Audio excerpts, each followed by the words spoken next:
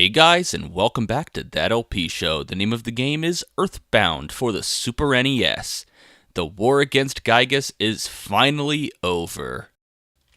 But it looks like our fight with Giygas has left those robot bodies a little worse for wear. How are we going to get out of here now? Oh, of course, our spirits are just going to up and leave the robot bodies. Do they have the ability to time travel? Because last I checked, we were in the past.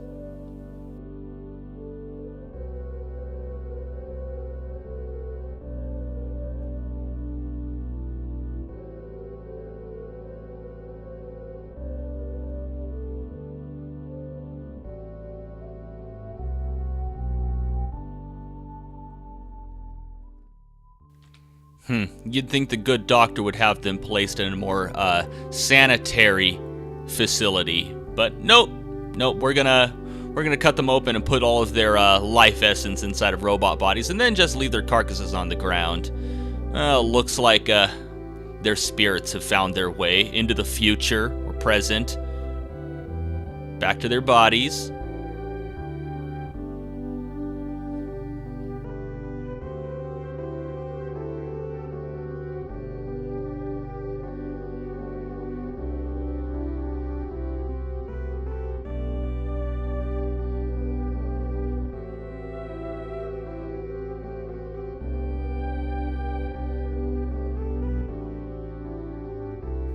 Okay, good. Looks like everybody is safe, and with our adventure over, it's time for Ness and his friends to say their final farewells and part ways.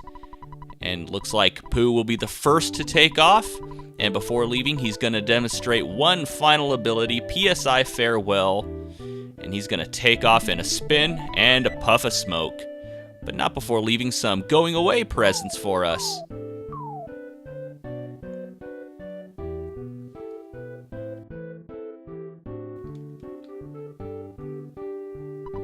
Paula, Ness, it was great to hang out with you guys. It really was. I'm glad that I had the chance to use some of my theories that I've been studying so hard. It's remarkable. If, just maybe, well, if the two of you get hitched someday, maybe I'll be the one that fixes your broken electronic appliances. I'm going to stay here for a while and see if I can learn more from Dr. Andinitz. I mean, from my dad. So it looks like this is goodbye for now, my friends.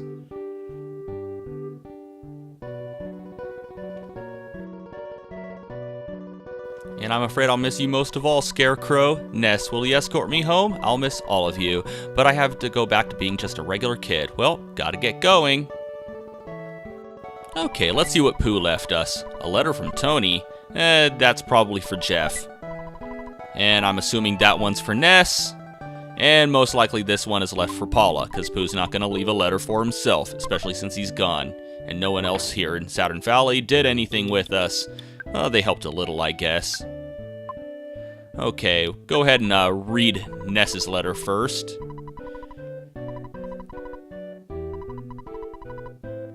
And in typical mom fashion, she has no idea what her son has been doing. She mispronounced the name of the alien trying to take over the world. Okay. Yeah, you probably would have pussed out. Wow, sounds more and more like a love letter each time I read it. Alright, let's see what the kids from the school are saying. No, not much of a school since they all have some terrible writing and grammar. I'm assuming one of the older kids wrote that last part since it was worded correctly. Well, maybe Paula's mom helped. Okay, so hand that over to Paula. I guess it's more appropriate that she has it. Let's try handing this over to Tony. And he gets upset that we read it. Okay, well, let's go exploring the rest of the world. One of the big, one of the cool things about the ending of EarthBound is we can just go ahead and explore the world to our heart's content. I'm not going to show off absolutely everything, but I'm going to show off a few things. We're going to come here to the Tenda village real quick and talk to the chieftain. Looks like that book was helpful, but we'll be taking it back now. We can return that to the library in Onet a little later for a quote-unquote reward.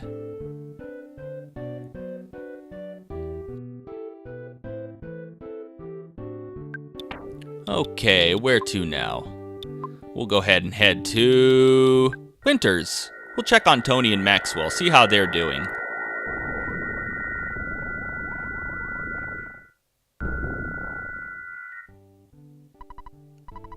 Well, that was quick. Okay, let's see what Tony has to say. Yeah, like I said, SHIGESATO ITOI pretty much confirmed that Tony's gay and apparently has a thing for Jeff. It would seem that he has kind of a rivalry with Ness, like he's a bit intimidated by him. And that has to be the worst excuse for adultery I have ever heard. Mrs. Bubble Monkey, leave him.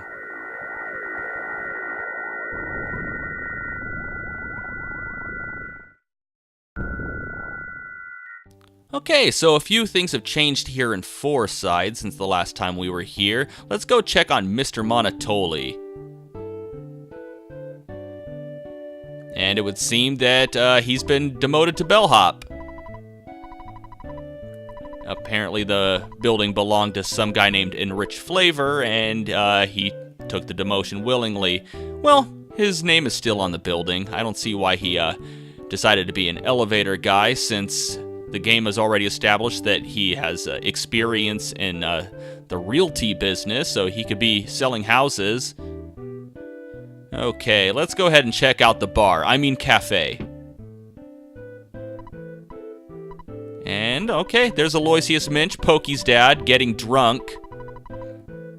Oh, I'm pretty sure your wife has already signed the divorce papers. So, go ahead and have fun getting drunk. Off of coffee. Coffee! It's certainly not beer, and nothing beats a jelly-filled donut.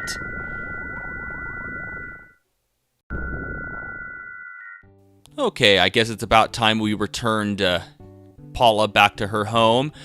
We just walked past the cycle shop. If we wanted to, we can go back and we could go to Ness's house and get the bicycle off of Tracy. We can no longer call Escargot Express to deliver stuff to us since it's out of business. So we have to go directly to Tracy, and we can get the bike and return it back to the bike shop if we want. Oh, I'm pretty sure you wanted to tell him you love him. Oh, speaking of which, the only song that plays throughout the entire ending is the song you're listening to right now, and that song is called Because I Love You. Alright. Finally headed back to Onette. And rather than head home right away, let's head to the hotel real quick. I want to withdraw some money from the ATM. Okay, I'll be taking out $7,500. Now, you may remember, towards the beginning of the game, there was this guy here in Onette trying to sell a house for $7,500. We could have come here at any point in the game once we had enough money in order to buy that house. I actually meant to swing by here and purchase the house back when I returned for the Overcoming Shyness book, but unfortunately I forgot. The good thing is we have an opportunity after defeating Giygas in order to come here and buy it.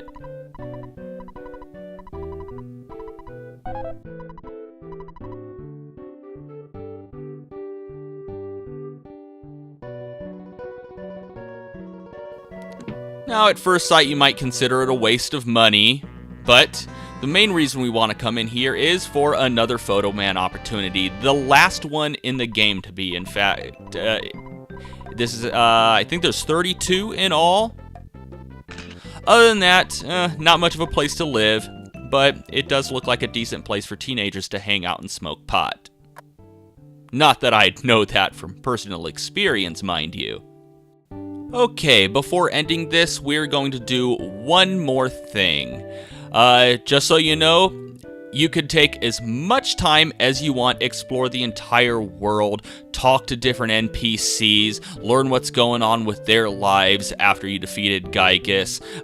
Pretty much the world is your oyster. You can get your bicycle now that you're all alone. You can ride it around anywhere you want now that you're all alone. So.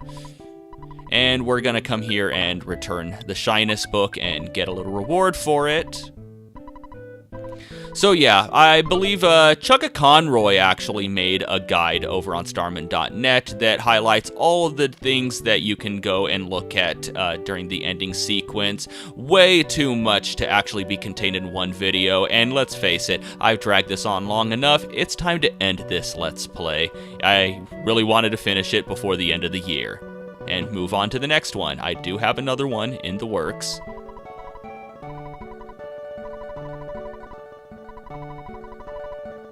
Okay, so we're pretty much done. Now, after talking to Mom, if we had the businessman in the deep darkness pay for our doctor bill, we get a phone call here saying that he ran into our dad and Dad paid off the debt. Which is a lot better than, you know, getting our kneecaps busted and tossed off a bridge into a river. Alright, well, just select yes once you're done doing absolutely everything. And that's the end of the game. We did it.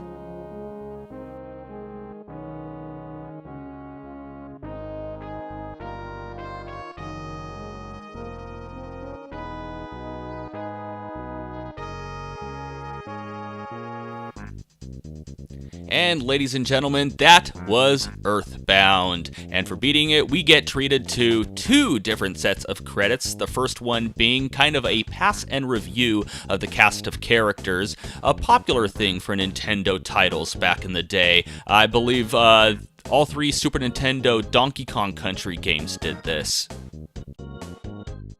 Now, I think I'm beating a dead horse at this point by telling you why this game is so great. The quirky dialogue, the memorable characters. There's probably a million different reviews on YouTube right now telling you why this game is so great. I'm gonna do things a little different and tell you why this game is not so great. I'm going to compare it to other RPGs of its time. Chrono Trigger, Final Fantasy VI. The graphics in this game pale in comparison to all of those, to those 2 titles and other offerings from the Super Nintendo era. As far as gameplay goes, it's a pretty dry and run-of-the-mill RPG. Kind of archaic design gameplay choices.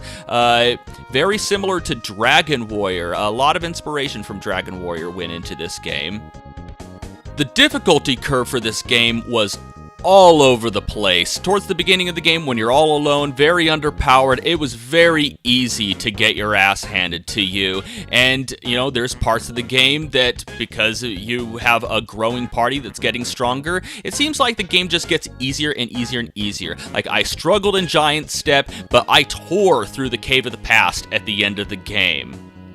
It's almost like the difficulty curve went in reverse, and the inventory management got very frustrating at times. It seems like there was just, you know, so little space for all of the stuff that you had to carry, and this was compounded by the fact that there really were a lot of items in the game that were just completely useless. You know, take for example the pair of dirty socks. I mean, that was your reward for a side quest, and it turns out to be really useless. Yeah, it did something to the Bionic Kraken when I used it, but you know, usually it does absolutely nothing or altogether misses. So there you go, a bunch of useless items filling up your very limited space. Now, before my negative review ends up pissing a lot of people off, obviously this game has a lot of good things going for it. You want to talk about the graphics being bad? That's probably because most of this game's cartridge space was taken up by the incredible soundtrack. This game has some of the best music of any Super Nintendo game I have ever played. And you can easily give the rough around the edges gameplay mechanics just to experience the world of EarthBound. It's just so much fun. You got this nice quirky story that doesn't take itself too seriously. Tons and tons of funny NPC dialogue. In spite of its flaws, to play EarthBound is to love EarthBound.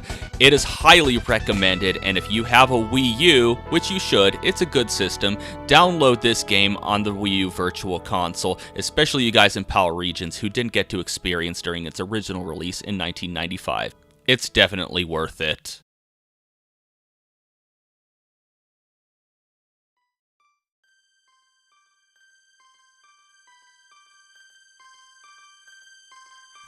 And here's where we get to see all of our memories captured on film throughout our adventure.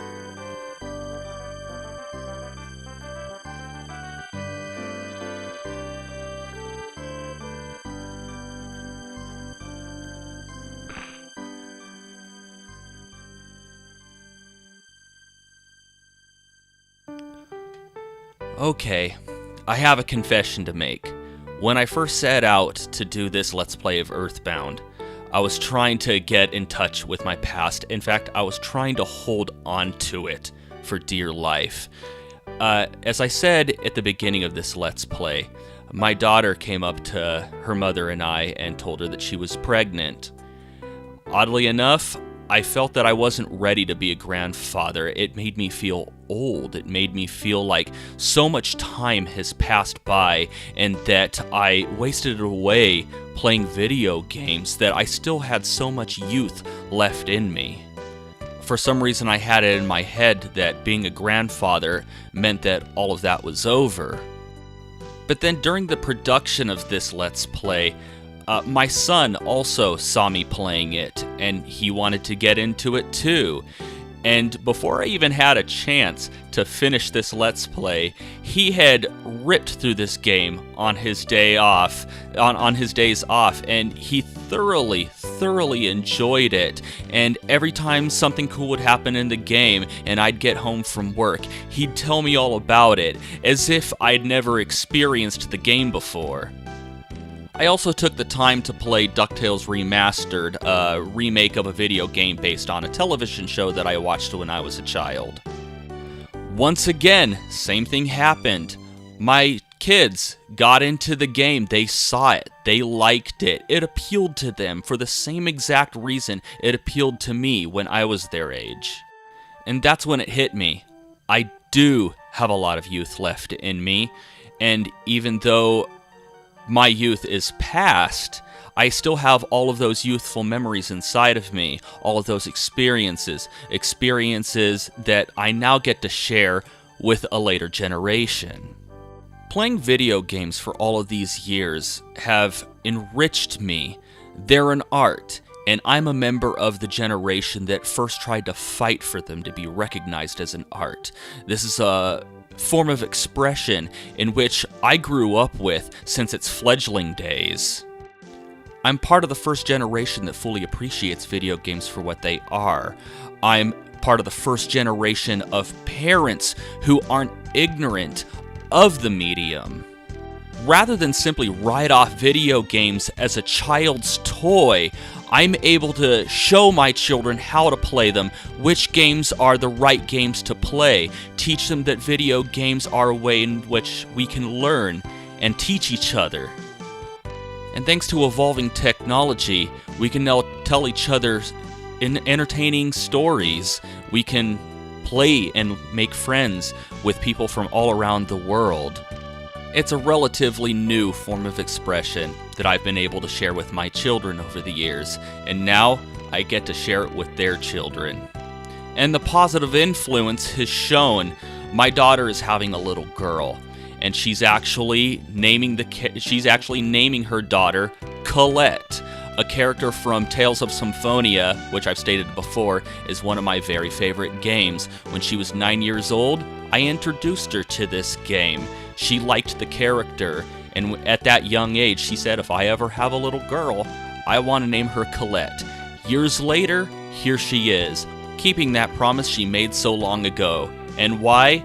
All because Dad is a video game nerd.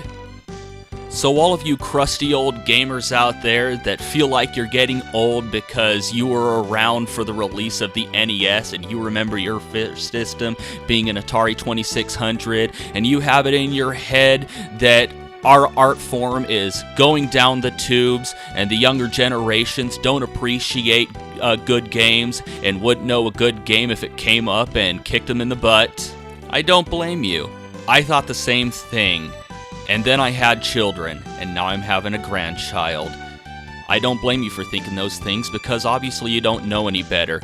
You haven't had the opportunity to share all of this firsthand with somebody from a generation in the future. And speaking of the future, I will see you all there. And until then, I miss you. thank you for watching That LP Show, and have a one that is good.